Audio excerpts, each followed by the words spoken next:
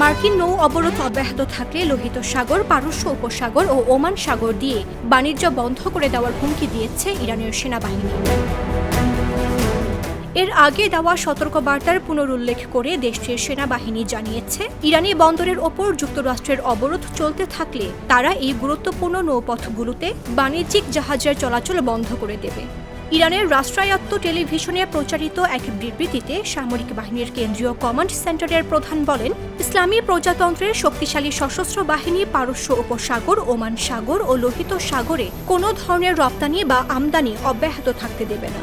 তিনি আরও বলেন, নিজেদের জাতীয় সার্বভৌমত্ব ও স্বার্থ রক্ষায় ইরান দৃঢ়ভাবে পদক্ষেপ নেবে।